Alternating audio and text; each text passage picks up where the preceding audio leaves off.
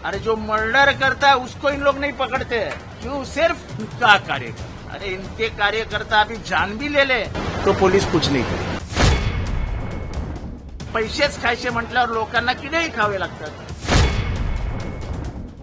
पक्षाची ध्येय धोरणं शेवटच्या माणसापर्यंत घेऊन जाण्यासाठी या देशातलं पुरोगमित्व, या देशातलं महाराष्ट्रातलं पुरोगमित्व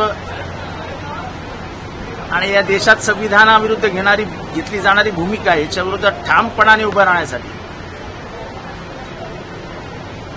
या देशातली वाढती लोकशाही होणारं अतिक्रमण, वाढणारी हुकुमशाही, संसदीय लोकशाहीला काळीमा फासणाऱ्या प्रथा ज्या सुरू झाल्या आहेत, साधा विरोधी पक्ष नेताही देत नाही महाराष्ट्र विधानसभेमध्ये, पक्षाची भूमिका काय असावी आणि ती समाजासमोर घेऊन जाण्याचं काम आपल्याला करावं लागणार आहे।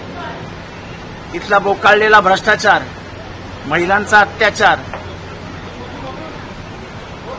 भिकेला लागलेलं राज्य व्यवस्था, हे सगळं जनतेसमोर घेऊन जाण्याचं काम प्रवक्त्याला करावं लागतं।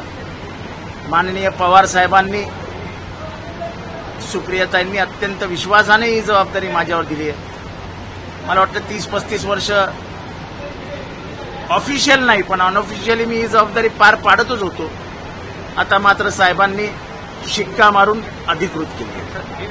सर नहीं बताइए सर, जन सुरक्षा कानून आज विधेयक लाने का प्रयास लाया जाएगा, आप क्यों विरोध करें सर? किन मुद्दों पर? ऐसा है कि हमको कुछ बातें उसमें खटकती है।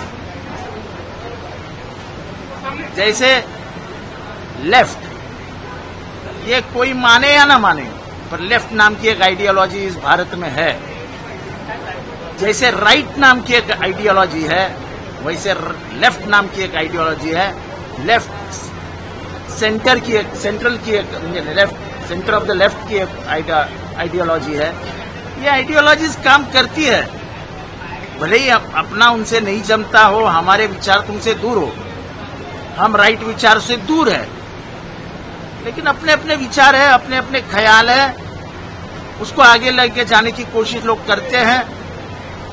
और सिर्फ तुमको पसंद नहीं इसलिए उनको अतिरेकी कह देना और उनको सलाखों के पीछे डालना, ये बराबर है। इसके अलावा गायकवाड़ मामले में कैंटीन पर तो कार्रवाई होगी लेकिन विधायक पर अब तक एफआईआर तक नहीं हुआ। होगा भी नहीं। क्या आपको उम्मीद है ये सरकार होते हुए अरे जो मर्डर करता है उसको इन लोग नहीं पकड़ते हैं?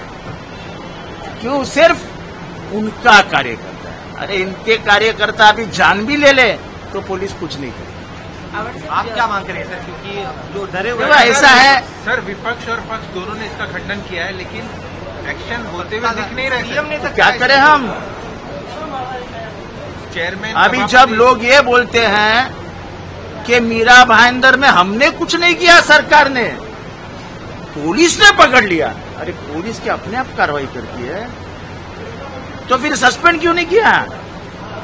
जिन्होंने किया उनको घर क्यों नहीं भेजा? करोगे तुम, फोन लगाओगे तुम और बाद में छुप जाओगे आंख पे आने के बाद।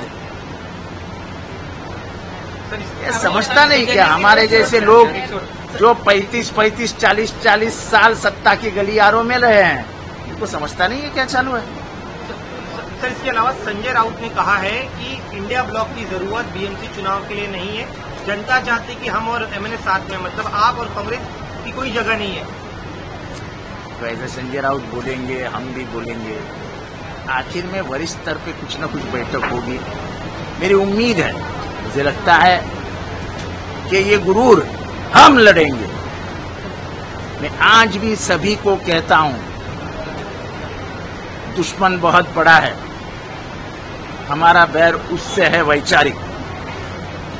जब दूसरा महायुद्ध शुरू हुआ, अब जर्मनी जब हिटलर के नेतृत्व में आगे बढ़ रहा था, तब स्टालिन, रूजवेल्ट और चर्चिल, जो एक दूसरे का चेहरा भी नहीं देखते थे, उन्होंने ये सोचा कि पहले फैसिज्म को खत्म किया जाए और इसलिए तीनों एक। दुनिया में इससे बड़ा कोई आदर्श हो ही नहीं सकता है।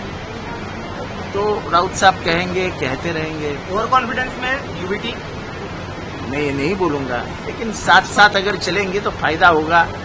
नुकसान होगा तो मुंबई का होगा, नुकसान होगा तो महाराष्ट्र का होगा, और फिर उंगलियां अपने पे उठती है कि तुम लोग एक नहीं आए। शाहपुर के स्कूल की एक घिनौनी घटना सामने आई है। बच्चियों को पीरियड्स आए हैं, क्या ये चेक करने के लिए कपड़े उनके उतरवा के, और वॉशरूम में ब्लड स्टेन्स पाए गए, इसलिए ये चेकिंग हुआ।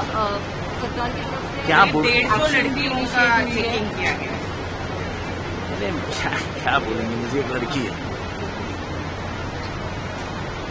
यानी ये क्या है, क्या इसके ऊपर क्या बोलूं मैं? कितनी शर्मनाक बात है। ये कौन पागल है? साला पकड़ के, मैं तो ये बोलता नहीं हूं, लेकिन उसको पकड़ के रास्ते में मारो माँ बाप ने मिल के। अरे लड़कियों की कोई इज्जत है कि नहीं है? आज मेरी लड़की है, कल आपकी लड़की हो सकती, कल इसकी लड़की हो सकती है। अरे यार मेरी लड़की है, वो लड़की अभी मेरी है ना। ये शर्म साले, क्या बोले यार। सर आज विधेयक कदाचित सभागृहामध्ये मराठी राहिलेले आहेत, जनसुरक्षा विधेयक कदाचित सभागृहात अजून तरी काही दिसत नाहीये, आणि काही गोष्टींवरती आमचे मतभेद आहे, पण मी सरकारचे त्या बाबतीत काही गोष्टींमध्ये त्यांची भूमिका बदलली हेही मान्य करतो। जसं ते अर्बन नक्सल बोलत होते, अर्बन नक्सल हा शब्द त्या विधेयकातनं काढण्यात आलेला। आता ते विधेयक त्यांनी लेफ्ट एक्स्ट्रीमिस्ट पर्यंत ठेवलंय, पण माझं आजही मत आहे की डावी विचारसरणी नावाची एक विचारसरणी आज नाही तर या जगामध्ये अनेक वर्षांपासून, अनेक शतकांपासून, म्हणजे जेव्हा पहिलं पुस्तक लिहिलं गेलं दास कापिटल फ्रेडरिक एंजल्स आणि कार्ल मार्क्स तर्फे, त्याच्यानंतर ही विचारसरणी जगामध्ये आली आणि तिचा जगामधल्या अनेक राष्ट्रांनी स्वीकार केला। तर ती जी लेफ्ट डावी विचारसरणी आहे तिला असं म्हणजे कोपऱ्यात धरून आम्हाला आवडत नाही म्हणून मारत राहायचं, बरोबर। परंतु आता अबू आझमी थोड्या वेळापूर्वी येऊन गेले होते, त्यांचं असं म्हणणं आहे की मुळात या कायद्याचीच गरज नाही, कारण इतर कायदे आपल्या देशामध्ये आहेत। असं आहे की आपल्या देशामध्ये असे खतरनाक कायदे आहेत, अनेक जण या कायद्याचे बळी 5-5 वर्ष जेलमध्ये सडत आहेत। आणि डॉक्टर बाबासाहेब आंबेडकरांनी सांगितलेलं की मुक्त जीवन जगणे हा मानवाचा अधिकार आहे। आपण संविधानाची दररोज पायमल्ली करतो आहोत। कसलं संविधान, कसले बाबासाहेब आंबेडकर? बाबासाहेब आंबेडकरांच्या विचारांचा अपमान जेवढा करता येईल म्हणून तेवढा आपण सगळा करत असतो। बाबासाहेब आंबेडकरांचं म्हणणं होतं संविधानाच्या माध्यमातून की पॅरल, बेल हा कुठल्याही कायद्याचा अधिकार आहे, जोपर्यंत तो गिल्टी नाही आहे, जोपर्यंत तो गुन्हेगार म्हणून सिद्ध होत नाही तोपर्यंत गुन्हेगारच नाही। अशा माणसांना तुम्ही 5-5 वर्ष जेलमध्ये सडवता, त्याला काय म्हणायचं? हा डॉक्टर बाबासाहेब आंबेडकरांच्या विचारांचाच अपमान आहे। स्थानिक स्वराज्य शहापूरमध्ये एक दुर्दैवी प्रकार पुढे येतोय, मराठीत एक दुर्दैवी प्रकार पुढे आले आहे। शाळेच्या मुख्याध्यापिका यांनी वर्गात म्हणजे त्या मुख्याध्यापिका ती बाई असेल तर स्त्री असेल तर मला त्या स्त्रीचे म्हणजे काय बोलावं यार, म्हणजे मी बोलूही शकत नाही की त्या पोरींबरोबर असं वागणं कुठल्या आईला शोभेल यार। ती आई आहे ना मुख्याध्यापिका, तिलाही मुलगी असेल ना, त्यांचे कपडे काढून त्यांची तपासणी